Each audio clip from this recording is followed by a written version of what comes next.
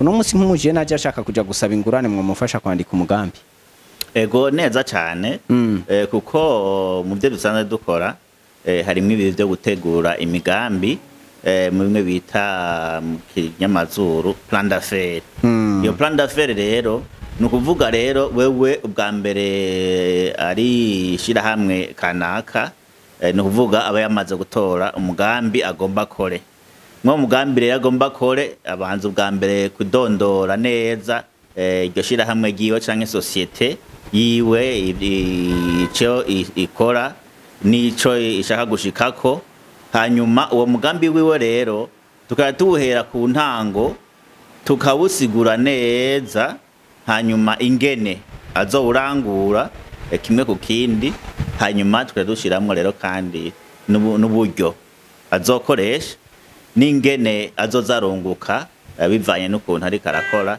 n'ingene n'ubuhinga ashobora gukoresha kugira ngo ashobore kumenyekanisha ibidandazwa vyiwe kugira ngo azoshobore kuronka umusaruro jewe bivanye n'urwego ndiko kugira ngo umwimbu uzogwire izo miliyoni 6 zizobe mu minsi mikeya 20 canke 30 gutyo yabiko bagwiza ubuhinga na cane cane bakigisha abantu bakabimenya kugira ngo uruhombo ngira ngo rushobora kuba rurimwo ruze ruragabanuka buke muri ico gihe murumva yuko n'amahera y'agaciro azocaboneka hanyuma rero ayo mafaranga y'agaciro abonetse ni hahandi ho kugwiza amabarabara meza ni mazu ya leta ni y'amashuri navuga hama bakigisha abana neza.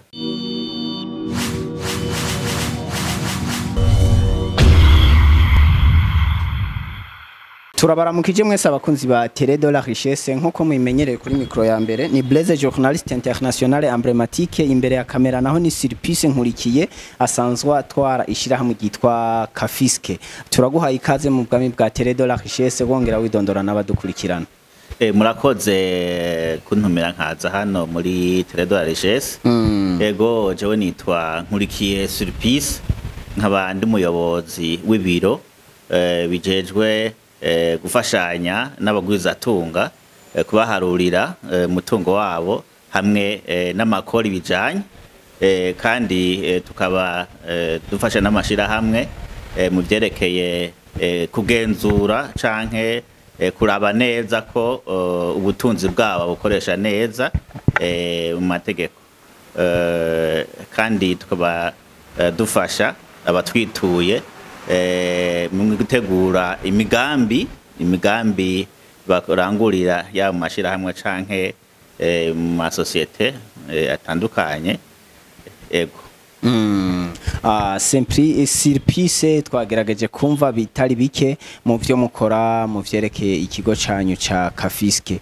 Mbega ndakubaze nk'ubu nk'abajene nk'umujene ashaka kuja gusaba ingurane muri paeje abenshi urakunda kubona ko bagorwa no kwandika ama projet bivanye nuko mu mashure twize naho twigaza entrepreneuria wasanga ibintu vyo kwandika ama projet batavyibandako cane. Uno munsi nk'umujene aje ashaka kuja gusaba ingurane mwe mufasha kwandika umugambi ego neza cyane kuko mu byo dusanzwe dukora harimo ibi byo gutegura imigambi mu bimwe bita mu kinyamazuru plan d'affaires iyo plan d'affaires rero ni ukuvuga rero wewe ubwa mbere ari shirahamwe kanaka ni ukuvuga aba yamaze gutora umugambi agomba kore mwo mugambi rero agomba kore abanza ubwa mbere kudondora neza iryo shirahamwe giwe canke societe yiwe ico ikora nico ishaka gushikako hanyuma uwo mugambi wiwe rero tukaba tuwuhera ku ntango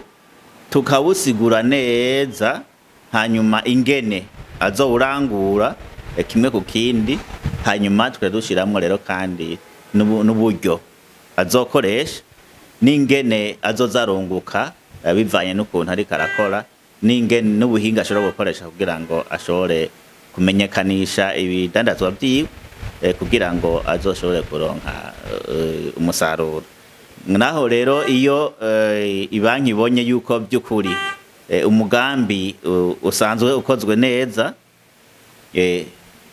abari amahigo ya mbere kugira ngo ni ukuvuga ibanki ivuga iti uyu muntu naho twamuha amafaranga yacu arashoboye kuyishura kuko turabona yuko inyungu azoyironka. Rero muri ico gihe rero nka twebwe muri Kafiske mwumvise yuko ni cabinet de comptabilité d'audit de fiscalité. Iyo cabinet rero ca tumufasha gukurikirana uwo mugambi wiwe hama tukamukurikirana cyane cyane bwa buryo bwa comptabilité bwa comptabilité no bwa ngene azaratunganya ingene arangura hanyuma akadandaza akamenya ibisigaye akamenya na ryari yose ubira kuja kurangura ku munsi rero akabona ati jewe ibiharuro byanje bimeze nuko ibyo rero birashobora gutuma wa wundi yasabaye amafaranga adashobora gufata ngo aya mafaranga ndashobora kuyakoresha ikindi, mu gihe rero amafaranga aciye akoresha ibyo nyene kandi akabitunganya neza atakwihenda kurimwo, murumva yuko ategereza kwishura rya deni kandi agasigarana n'inyungu.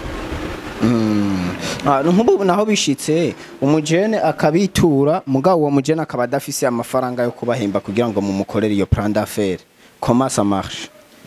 Twebwe ntacyo buzaye twebwe tutamufasha kugira umugambi wiwe utunganya neza. Ico twofashanya gusa nuko yo kwemera kutugira contrat, itwo twita contrat n'amasezerano ku buryo azoza araturiha bukebuke ariko arakora, hanyuma rero ibikorwa bikabandana neza. Ni naco gituma twebwe ahubwo byo naduhimbara cyane mu gihe twoba dufise agacumu kumwe dushobora guterera mu gwaruka kugira ngo wisununure, bakazovuga bati kijya kigo caradufashije kugira tuve ku ntambwe turiko kugira tuje ku yindi ntambwe. Uno musi ikigo murongo ca Kafiske mubona kiriko giterera gute muri Vision 2040-2060? Muri Vision 2040-2060 kiyo kiraterera cyane kubera ko murumva ko mu gihe hazoza haza ugwaruka rwinshi rukaza hama tukarufasha mu gutunganya imigambi, na cyane cyane tubahamagarira bakaza ari nka batanu nk'akarorero, hanyuma rero nka batanu rero bakaba bafise intumbero imwe. Iyo bize umwuga ho rero yabiryoshe cyane kuko uwo mwuga ni ukuvuga turashobora no kuraba n'abandi bantu basanzwe banabikora kugira ngo babanze by'ukuri babanze namba yavyize ku ishure gusa ariko atahanu yashobora kuja kwimenyerereza. Turashobora gusanga hariho abo twebwe dusanzwe dufitaniye ubucuti, hanyuma tukavuga tuti wewe banzo je ngaho oye hanyuma umwuga umenye neza, hanyuma tuzare tugirire mugambi ariko wa mwuga umaze kumenya neza kugira ngo ntihazogire ibintu bizakugora cyane cyane bijanye no kutamenya. Aho nyene mwavuze yuko mufasha n'abagwiza tunga kubaharurira amakori. Eske none iyo hageze kuri ico burya hari umuntu ayoberwa amakori ategerezwa gutanga? Kubera birabaho kubera ibi by'amakori si ibintu byoroshe kuko birafise amategeko menshi n'amategeko ari munsi yane kandi atari ibintu bike biri no mu rurimi rw'igifaransa. Baje usanga rero benshi uwo mwanya wo gusoma ntago baronka kugira ngo ayo mategeko bayamenye, ariko rero twebwe kubera ari byo duha dusanzwe dukora no kuvuga ayo mategeko twe turayamenya. Hanyuma ikindi naco nukumenya mbega jewe bivaye n'ugwego ndiko amakori ntigeza kuyariha ryari ndayariha gute. Rero hagiye nk'ubutamenya usanga nk'umudandaza agenda karangura hanyuma wanashaka bakamuha bimwe bita facture uriko ntuzenya amataxe, hanyuma ntamenye yuko atereza kuja kuyishura kuko n'amataxe y'abandi sigwiwe. Muri ico gihe aca asanga rero yamugwiranye ku buryo rero asanga yaguye mu bintu atazi, ugasanga ahubwo hagiyemwo n'ibihano aribyo bita amapenalite mu gihe utatanze amakori ya leta, ugaca usanga rero yabaye umurengera ku buryo n'ibyawe byose ushobora gusanga babifasha bakigurisha icamunani. nico gituma rero twebwe turabafasha cyane na cyane kubamenyesha inyungu zo gutanga ikori, kuko umuntu wese yaba umurundi cyangwa umunyamahanga ateza kumenya yuko iyo atanze ikori aba aterereye mu iterambere ry'igihugu. Ayo makori niyavamwo amabarabara, niyavamwo imiti abantu y'abagwaye bakaja kwivuza, niyavamwo uburyo bwo kubaka amashuri, niyavamwo uburyo bwo kubaka amavuriro. Bisigura rero yuko iyo utanze ikori hariho ahantu muzohwanira, kuko muramubona ngaho oya iyo bishitse ugasanga ibarabara yabaye nabi mukanya usanga ryakozwe, none amafaranga mubaza kwava hehe? Leta n'abantu. Nico gituma rero umwe wese yaba umudandaza amenye yuko atanze ikori afise ahantu bizohurira, kuko adanariza nka muri ville mu isoko amenye yuko ntashobora gutaha adafise ahantu aca.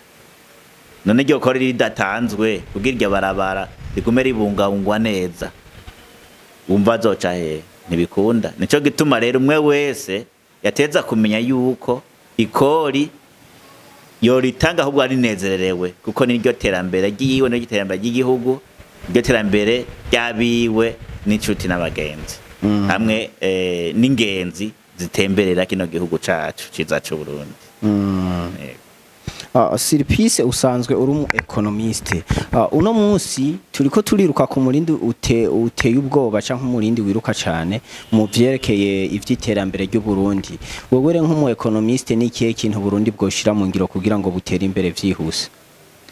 Kugira ngo Burundi butere imbere, ubwa mbere kugira butere imbere bwihuse, ubwa mbere ni ukugwiza umwimbu.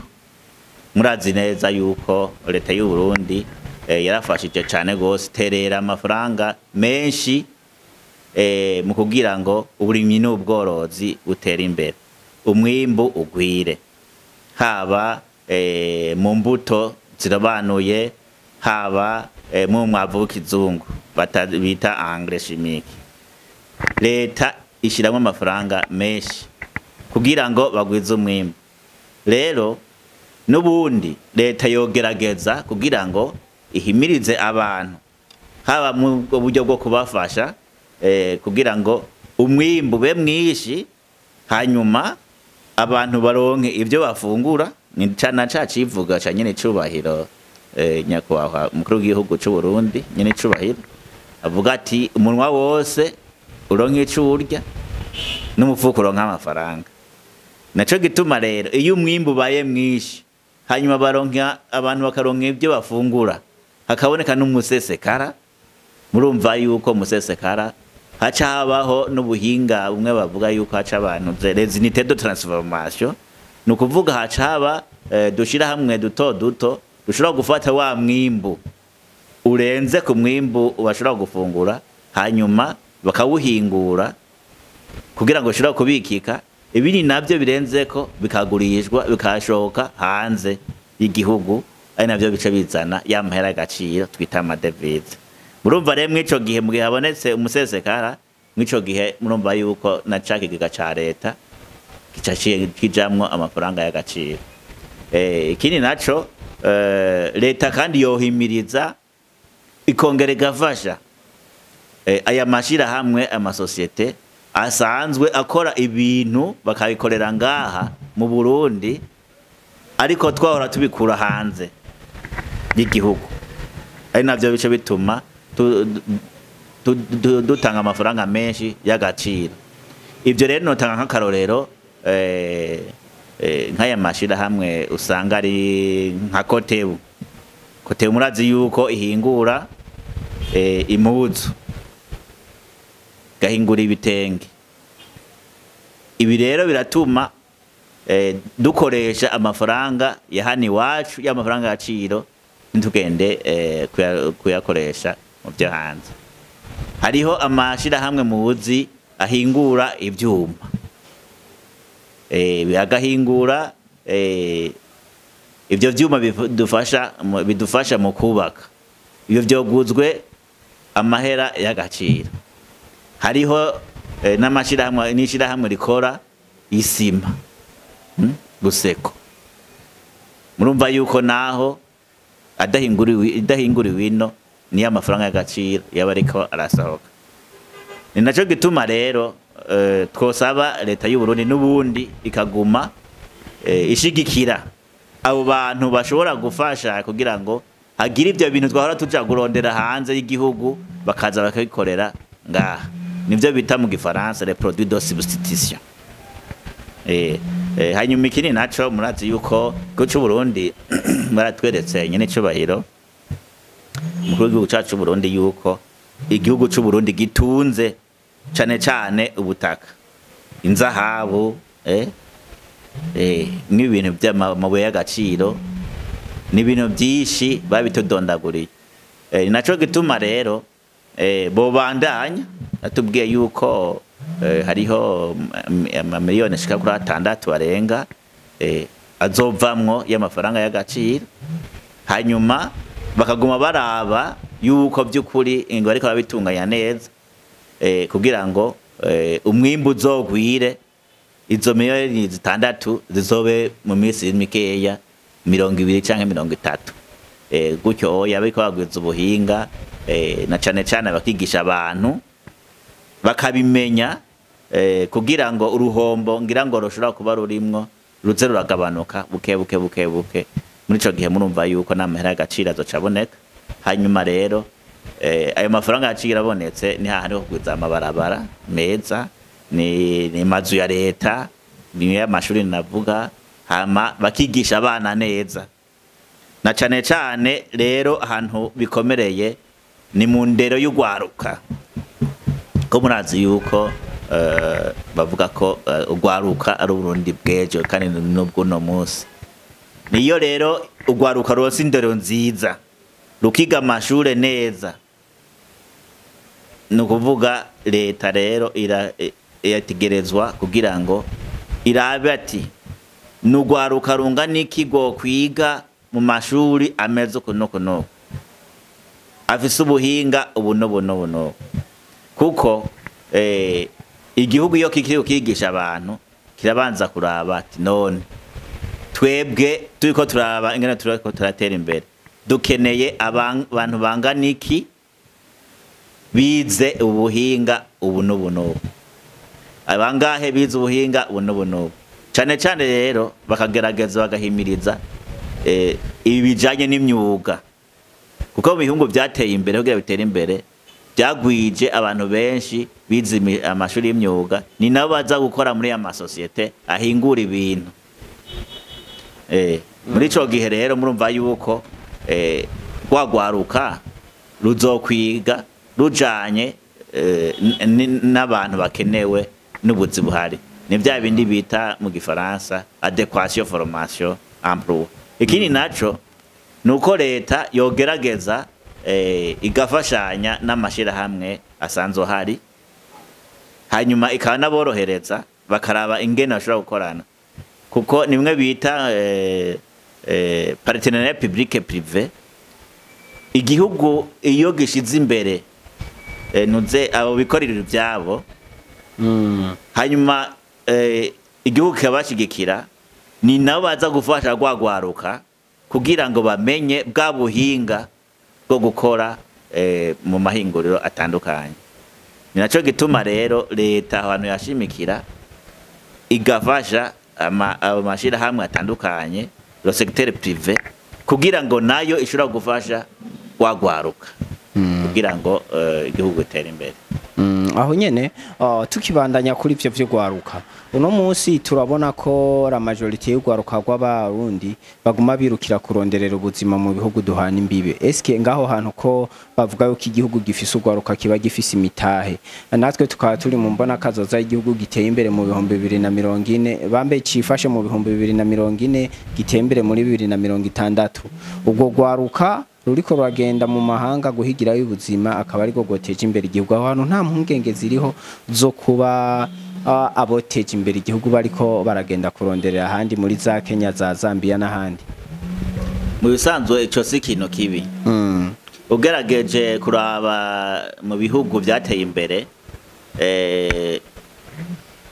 ibyo bitaro diaspora irafise uruhara rukomeye cyane mu iterambere ry'igihugu kuko ubwo rwaruka rwo gutembera uno munsi ruhagera mu bihugu bitandukanye burya ruragiye mugabo rugiye ruzi yuko tereza kugaruka mu gihugu cabo cabibarutse rugiye kurondera umutahe hanyuma rero uwo mutahe niba uronka bazogaruka hama baze kwinvestisa mu gihugu cabo c'amavukiro rero murumva yuko kandi sukugiyenda kurondera amafaranga gusa burya baragiye kurondera n'ubumenyi ubwo bumenyi rero nibwo buzotuma bashobora kuza kugira amahinguriro hani wacu n'umutahe bakongera bakazana n'ubwenge ubwo bwenge rero ni nabwo bazoza baca bafasha kwagwaruka basiga ino abazovuka mu nyuma nawe n'urunganwe rwabo bisigura rero yuko mu bisanzwe ni byiza kuko abo bari ngaha baraheje amashure ariko usanga atakazi bafise kugira ngo bashobora kugwiza umwimbu baronke ibyo bafungura n'ibyo bashobora gufashisha abandi nabari bene wabo canke abavukana abo rero bagiye hanze burya nta mwene wabo azoreka kuja mu ishuri kandi bigenze neza aho zomwigisha mu rya shuri ryiza rimwe ritanga indero y'akanovera naco gituma leta rero itegereza kuraba ingene inyigisho zobe inyigisho z'akanovera nubwo rwaruka rukoraja hanze rukagenda ruza ubwenge hamwe rushika ruvuga ruti natwe tuguma tubereke ibyo twize mu Burundi ko birakomeye ugaca usanga rero bariko barahiganwa n'abandi bo mu ivyo bihugu none kuri ico nyene rero ushatse kuvuga uti bajya bose batonda kuri pafe babaha ivyangombwa babaha ahubwo turonka aba diaspora benshi uwo muntu wese abona yuko atacari karakora ngaha tuba vyiza ronse ingene ashobora kuja gukora ahandi hantu hanyuma akagira ico aronka n'ico gihe rero murumva yuko aragiye hariya mugabo aguma yiyumvira iwabo ingene ashobora guteza imbere igihugu iwabo murabona twebwe dufise amahirwe yuko turafise amahoro n'umutekano mu gihe hari amahoro n'umutekano ikiba gisigare ni uko leta yofasha ingene igwanya ibijanye n'ibiturire hamwe n'abantu bashaka usanga bashaka kurya ibintu by'abandi batazi ingene byarondewe abo rero bari hanze benshi barashaka kuza kwinvestisa mu gihugu cabo c'amavukiro mugabo bakagira impungenge z'ingene ivyo bintu bazanye bizoba bibungabungwa ngaha nico gituma rero umuntu anyanganije uwundi boraba amategeko ariho agakurikizwa hanyuma agasubiza iby'abandi hanyuma rero mw'ico gihe umuntu wese afise uburyo azovuga ati cewe ngiye gushira umutahe mu kiye gihugu cyane navukiyemwo ndazi yuko atangorana iryo tunga ry'abandi rero kingigwe hanyuma abantu bumve yuko bari sekirize mu bazanye imitahe yabo aho nyene tukibandanya kandi kucotuma igihugu gitera imbere uno munsi dusanzwe tuzi yuko ibice birenga 90% vy'abarundi bafatwa nk'abarimyi ariko rero hari ikibazo kimwe abarimyi benshi baguma bagaruka ko vyiceregwa gifumbire yo guteragiza eski ico kintu nkawe nk'umu economiste nta mpungenge zihari zukuba ifumbire iteba kuboneka nta mpungenge ihari ko bishobora kudindiza iterambere ry'igihugu mu bisanzwe ico kintu si ciza leta yoraba ingorane ziri mw'ico gisata mu bisanzwe murabona yuko mu Burundi turafise ibihe bine byo kurima murabona yuko turi mu kwi11 mu bisanzwe abantu barima imvura itasuye mu kwezi kw'icenda mu kw'icumi mu gihe nk'ubuhogera mu kw'11 umuntu yashaka kurima gateragira imbuto yiwe mu kwezi kw'icumi imvura imaze kugwa neza hanyuma agaca buri fumbire urumva yuko umwimbu ntuzogenda neza. Ni naco gituma rero aho hantu leta yogerageza igahimiriza ikaraba ingorane aho ziri hanyuma ikazikosora kugira ngo ntibizosubire. Aho nyene Sirpise tugarutse kandi no ku gisata kijanye n'icikawa. Ikawa nayo ni imwe mu bintu kuva kera bavuga ko ari igiterwa njabukamazi kandi gifatiye runini igihugu cacu ciza c'u Burundi, bivanye nuko bavuga bati umuvyeyi mu kwicenda arungika umwana kw'ishure kubera yasoromye ikawa, agura agahuzu k'umwana kubera yasoromye ikawa, no guteragura akabuto mu mahera y'ikawa. Mugabo no munsi abarimyi bikawa kugira no munsi hariho abatararonka agahembo kabo. Ivyo vyose burya si ibintu bishobora kudindiza iterambere. Birumvikana cyane ibyo byose biradindiza iterambere, kuko nk'ubu uya umuvyeyi yari yiteze kugura ikaye n'ikaramu, umwambaro w'ishure, minervare mu mafaranga y'ikawa, mugahagera nkuno munsi ukwezi kwa 11 ayo mafaranga atayaronse. Murumva yuko hariho abana bashobora kugwa mu mporero ugasanga barahevye ishuri. Uburi nawe nahataheba umuvyeyi bigaca bimugora, bigaca bituma aza kurya amadeni kandi atari kuja gusaba ingurane, bikazoba ari namugora ngene agishura kandi amafaranga yokoresheje ibindi. Naco gituma rero garuka hahandi leta nirabe aho hantu hose hariho igituma ubwo buryo butaboneka kugiye, hanyuma irabe yuko atabantu bariko barabikora, namba hariho bariko barabikora nabi ibahe igihano kibabereye. Hanyuma rero hace habaho rero kirazira. Ico gihe rero murumva yuko mwiri myaka izokurikira bizosubira. Naco gituma rero mu gice Burundi hariho amategeko akwiye. Amategeko rero nakurikizwe, hanyuma ibintu bifate intumbero nziza nkuko abantu bose babyiteze. Ariko habi intambamyi zimwe ucu usanga zibe zishitse mugabo leta muga yagerageje uburyo bwose ishoboye. Cyane cyane bashireho abantu bashoboye bafise ubumenyi bukwiye, hanyuma ntihabemwo kankunzi, kuko ibi byankunzi ni nabyo ushobora gusanga bice bituma umuntu agira amakosa ngo je nazanwa na naka ngo ntangorane bona gukora byose ngo je nzofata mugongo. Ibyo bintu rero bya mwana wa mama tubanze tubigabanye kugira ngo turabe iyo turiko turaja muri ya ntumbero y'imbona kazoza. Mu 2040 igihugu cifashe, 2060 igihugu giteye imbere. None tuzogishikako gute? Aho umuntu yoteye intambwe agacagira ubundi muntu azana agafata ukuguru, aho guteye intambwe agacagira amashe sipa cyangwa asubira inyuma. Ni naco gituma rero amategeko nakurikizwa, hanyuma inzego zikore ibyo teza gukora, hanyuma umuntu agira ico yubaha nico atinya nico ategereza gukora.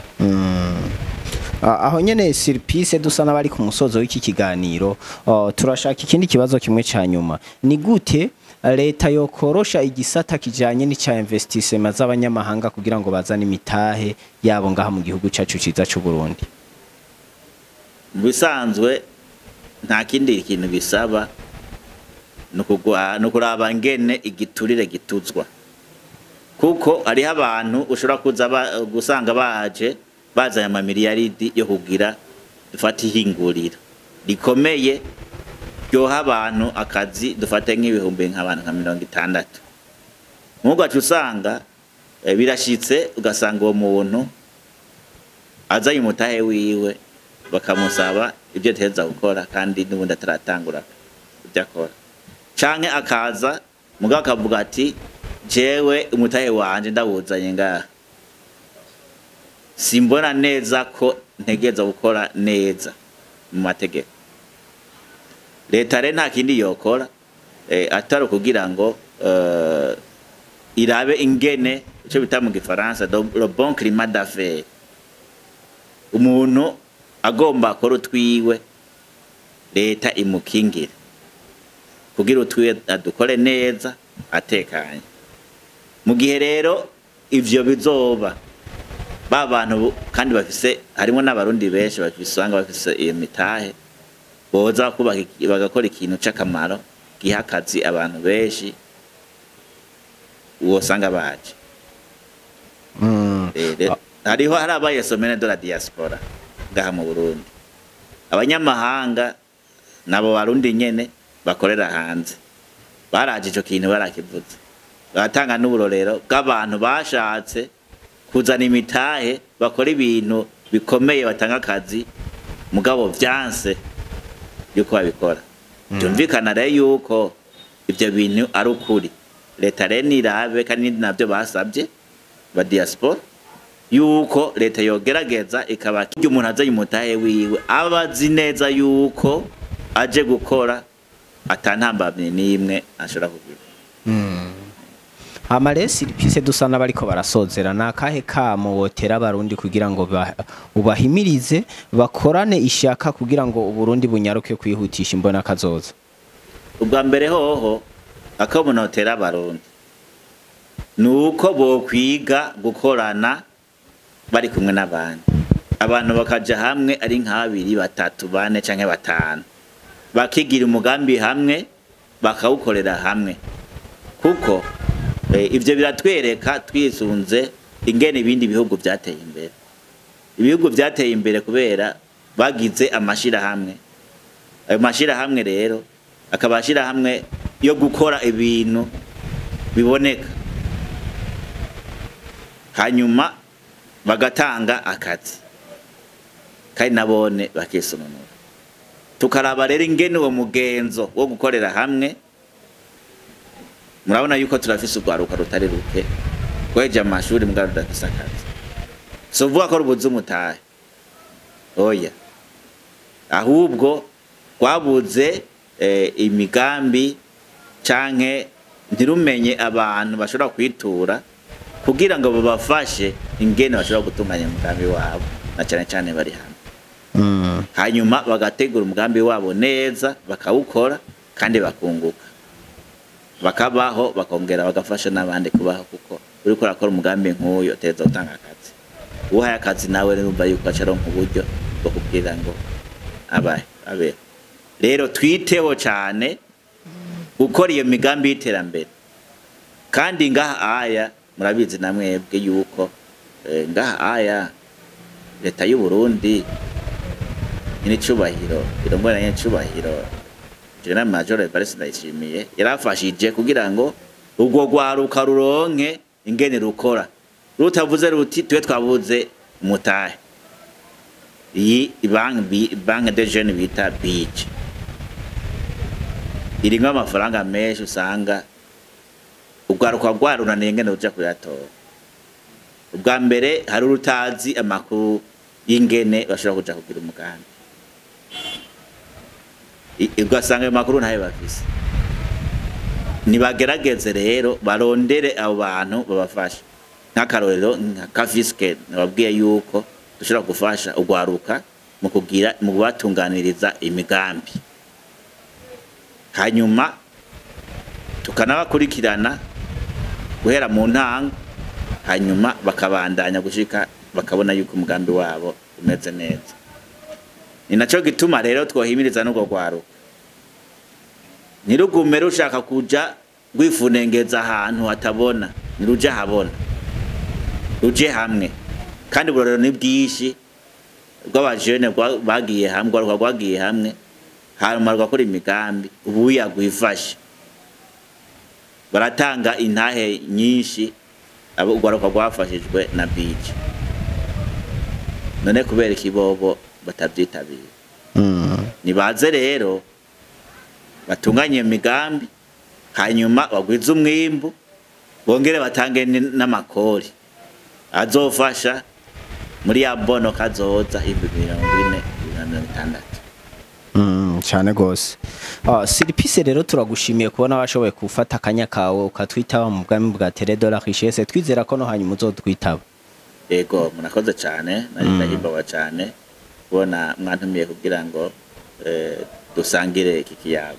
Cane gose kandi kikaba cari n'ikiyago kiryoshe. Yego cane.